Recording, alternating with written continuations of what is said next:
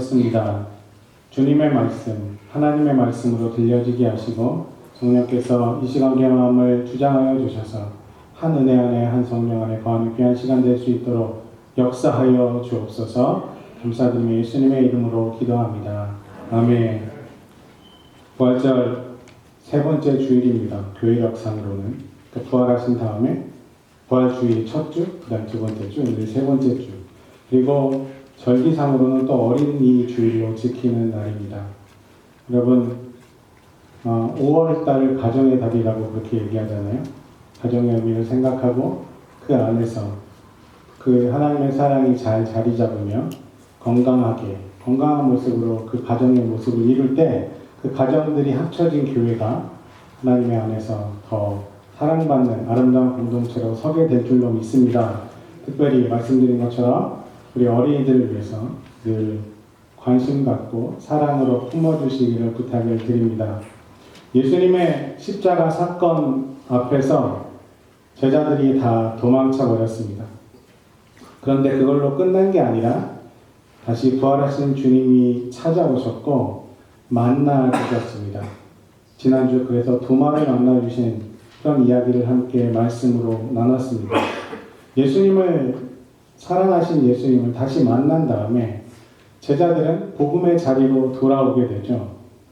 베드로와 요한은 예수님을 십자가에 못 박았던 그 못 박은 것의 주인공이었던 유대 지도자들 앞에서 신문을 받는 자리에서 이렇게 이야기합니다. 보여줄래요?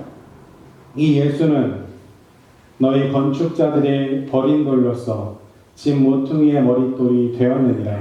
다른 이로서는 구원을 받을 수 없나니 천하 사람 중에 구원을 받을 만한 다른 이름은 우리에게 주신 일이 없음이라. 아멘. 이걸 얘기했던 자리가 자신들이 신문 받는 자리였어요. 그 자리에서 이렇게 담대하게 얘기할 정도로 180도 사람이 바뀌어버리는 거죠.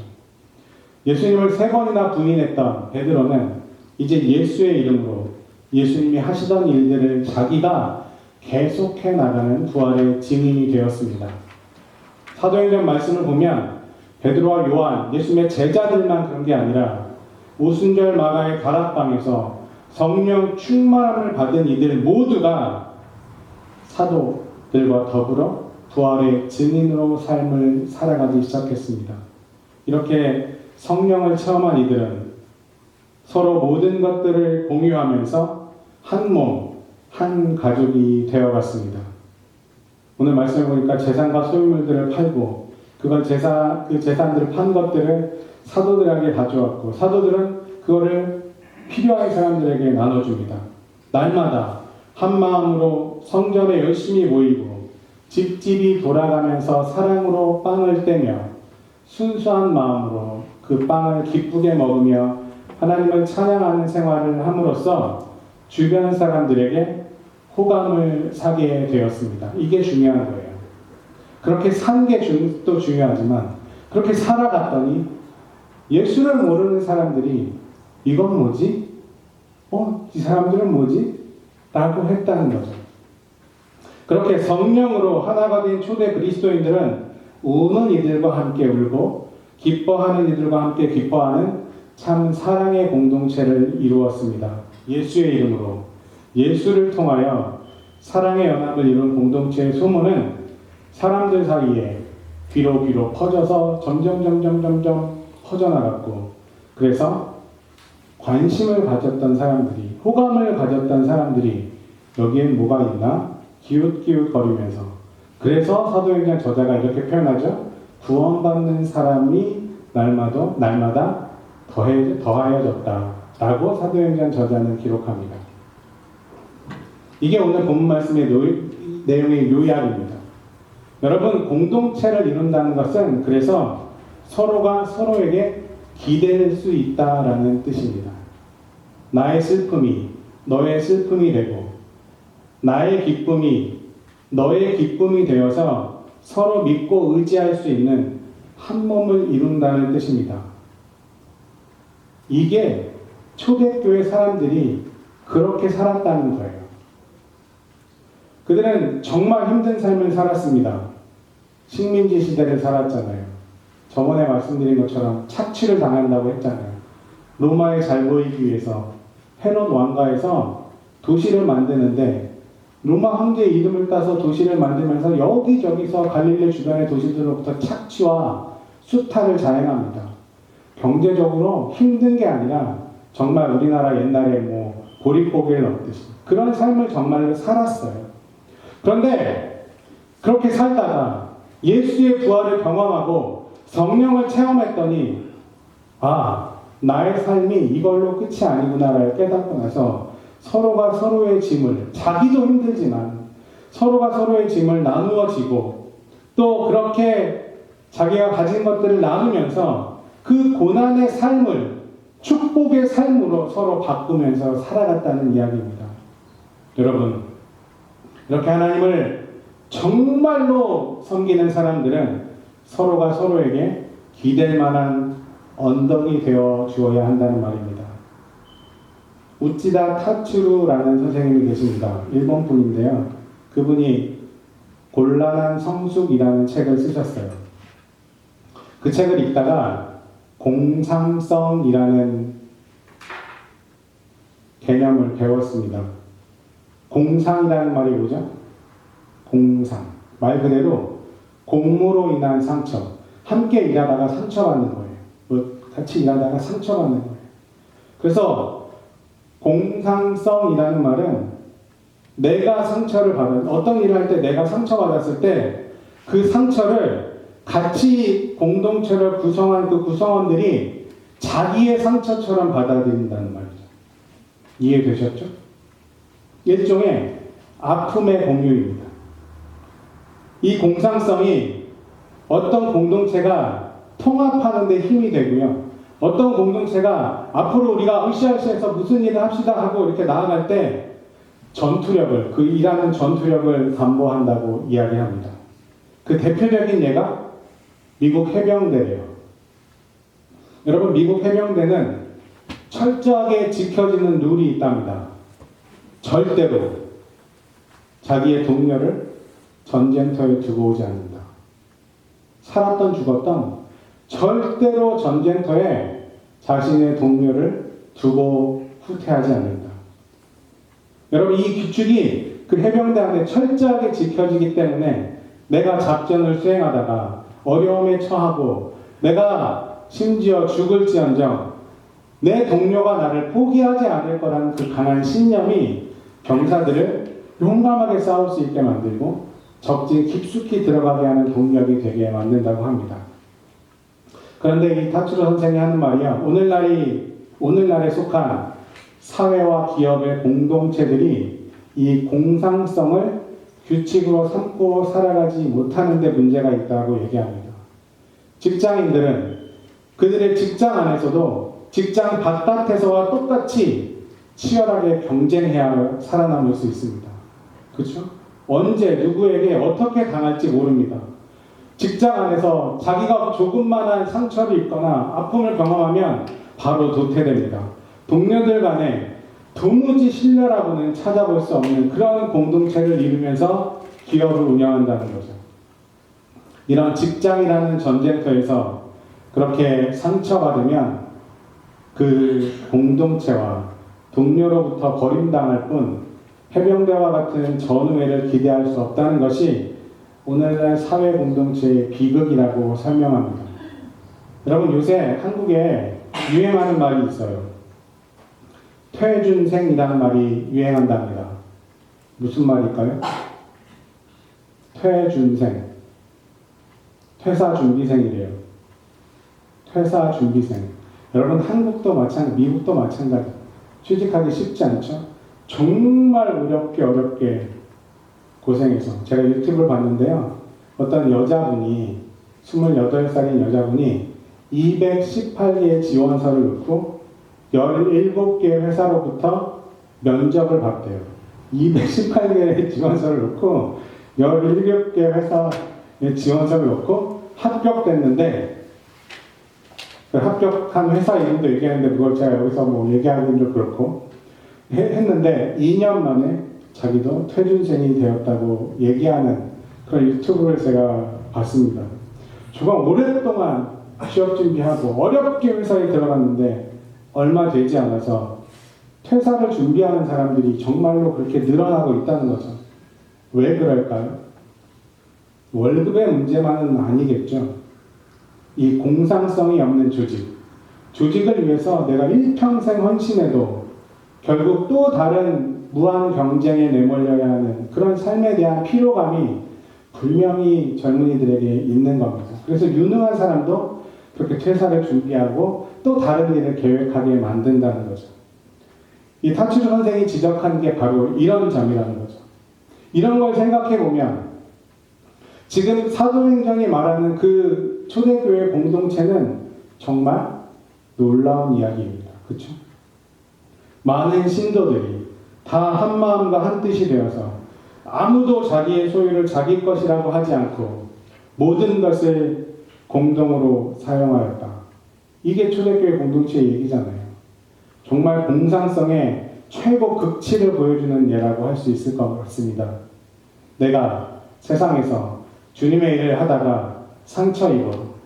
아니, 주님의 일을 하다가 정말 내가 좌절하고 신앙의 시험이 들어서 낙심하고 지쳐도 그래서 잠깐 신앙을 내려놓을지언정 나와 한 몸을 이룬 내 교회 친구들이 나를 정말로 끝까지 지지해주고 지탱해준 그런 힘이 될 거라는 믿음이 그들에게 진짜 있었다는 거예요.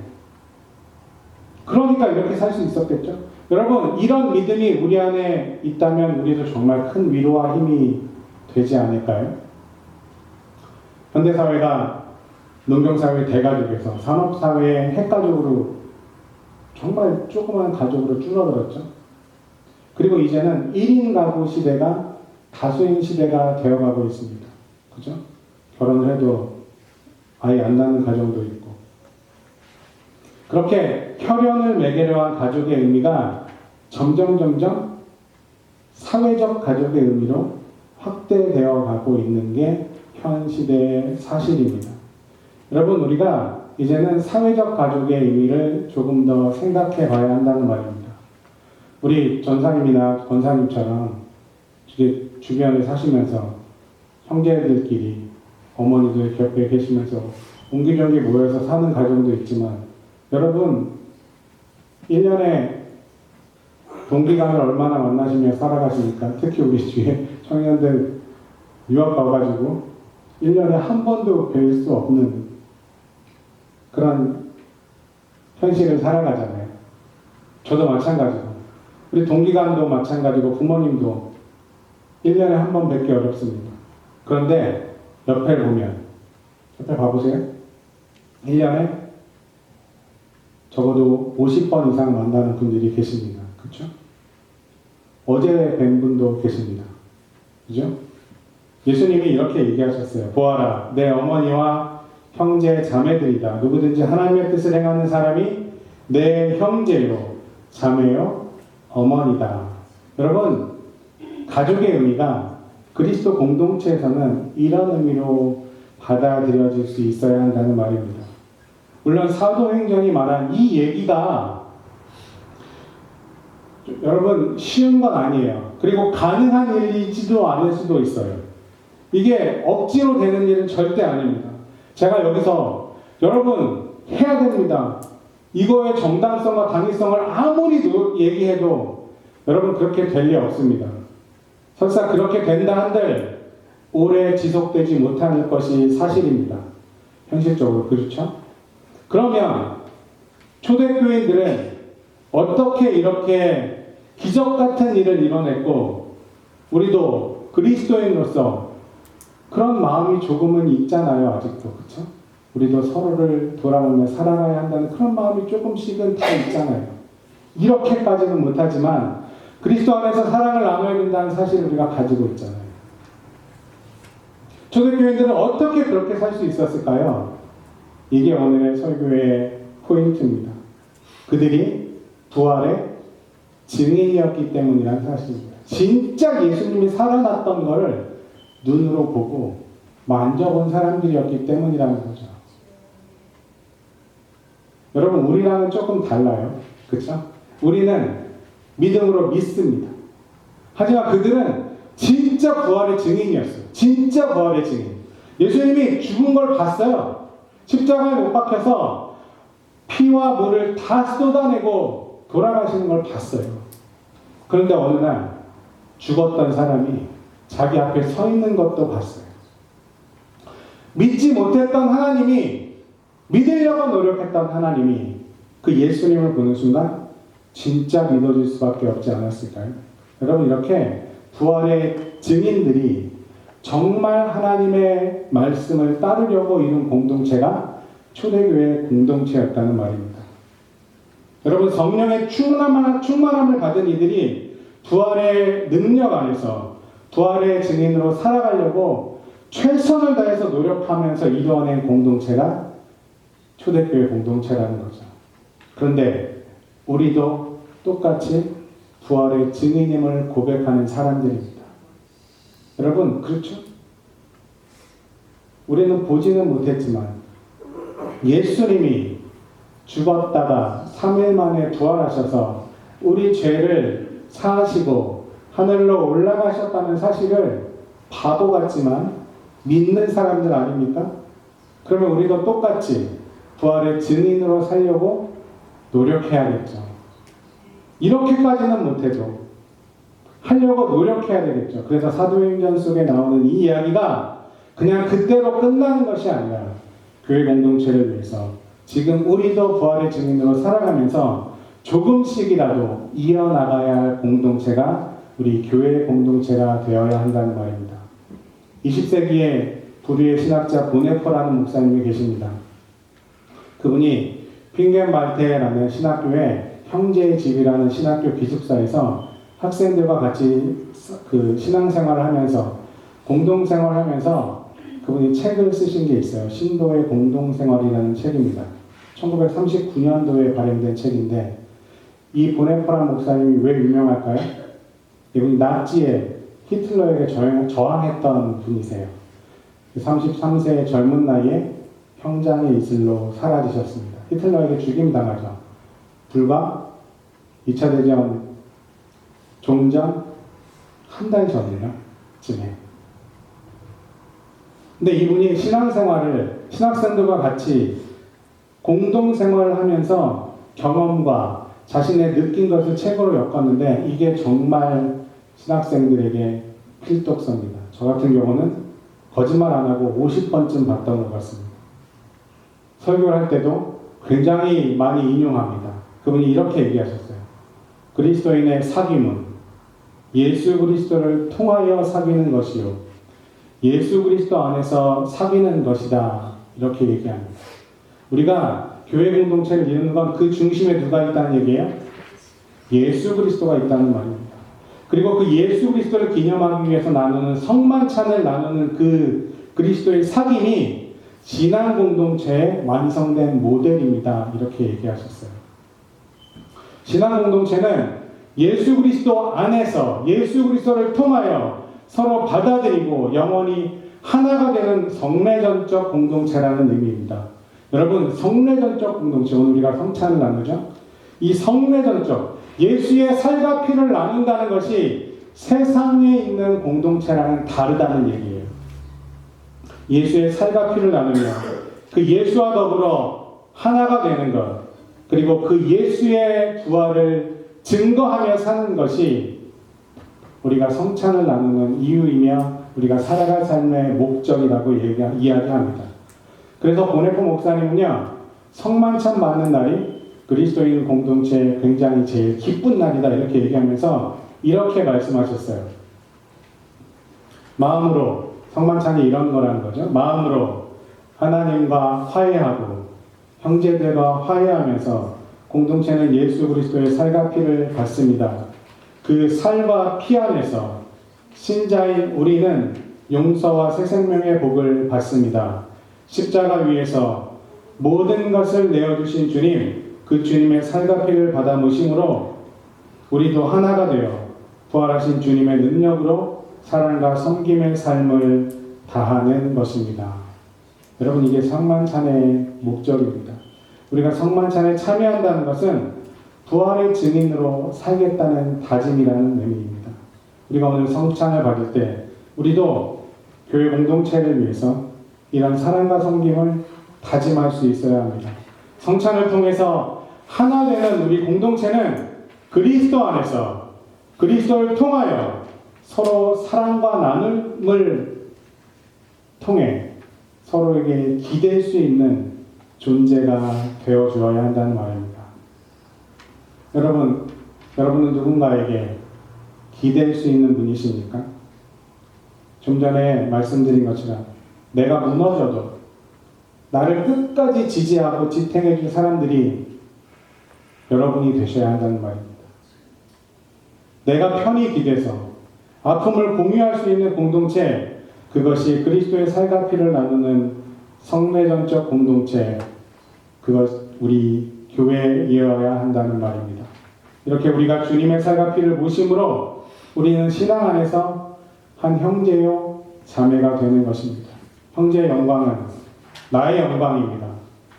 당신의 수치는 나의 수치입니다. 이것이 그리스도 안에서 한 몸을 이룬 우리 공동체의 형제예요 자매이어야 합니다. 여러분, 부활의 증인으로 살아갔으면 좋겠습니다. 부활의 증인으로 살아간다는 건 부활의 공동체를 이룬 우리가 더불어 살아간다는 겁니다. 누구와 더불어? 예수 그리스도와 더불어. 예수 그리스도와 더불어 살아간다는 말은 서로에게 기댈 수 있는 존재가 되어야 한다는 말입니다. 그렇게 서로에게 기댈 수 있는 존재로 한 몸을 이루어가는 교회가 진짜 교회입니다. 예수님이 이렇게 얘기하셨습니다. 나는 포도나무요, 너희는 가지다. 왼쪽에 있는 가지와 오른쪽에 있는 가지가 다른 나무가 아니라는 거죠. 우리는 때로는 나는 왼쪽 가지, 너는 오른쪽 가지 하면서 싸우기도 합니다. 그렇죠? 우스갯소리로 언젠가 말씀드렸는데 교회에 피아노가 한 대 있었습니다. 두 장로님이 계셨는데 두 장로님이 그 피아노를 강대상 위에 저렇게 놔야 할지 강대상 밑에 놔야 할지 두 분이 싸우셨어요. 근데 교인들이 그걸로 양분이 돼서 열심히 싸웠습니다. 그래서 한쪽 장로님이 너랑 도저히 교회를 못하겠다. 나가셨어요. 시간이 한 20년쯤 흘렀답니다. 나중에 길 가다가 두 장로님이 우연히 만나셨대요. 그러면서 아유 그때 미안해서 반갑게 얘기하시면서 근데 그때 김 장로가 피아노가 위에 있어야 된다고 그랬어? 내가 그렇게 얘기했어? 라고 물어보셨다고. 그런 우스갯소리가 있잖아요. 여러분, 우리는 그리스도 안에서 한 몸, 한 가지, 한 나무를 이룬 가지들입니다. 왼쪽 가지가 멋있으면 나무가 멋있는 거고요. 오른쪽 가지가 아프면 나무가 아픈 겁니다. 한 교회 공동체를 이룬다는 것은 서로가 서로의 아픔을 공유하며 사랑을 공유하며 살아가는 공동체가 되어야 한다는 말입니다. 그게 예수 그리스도의 부활의 증인으로 살아가는 길입니다. 여러분, 우리가 이렇게 살아가면 사도행전의 공동체처럼 밖에 있는 사람들이 저기 뭐가 있나 봐. 저 사람들은 싸우질 않네. 와, 저 사람들은 사랑을 정말 나누네. 기웃기웃하는 거죠. 그러면 사도행전 저자가 말한 것처럼 우리 교회와 더불어 구원받는 사람들이 늘어나게 될 줄로 믿습니다. 여러분, 진심으로 부탁드립니다. 그리스도의 부활의 증인으로 살아가시기를 주님의 이름으로 부탁드립니다. 우리 교회가 아름답게 사랑 안에서 예수 그리스도를 전하는 공동체로 자리 잡아가기를 주님의 이름으로 다시 한번 축원합니다. 기도하겠습니다.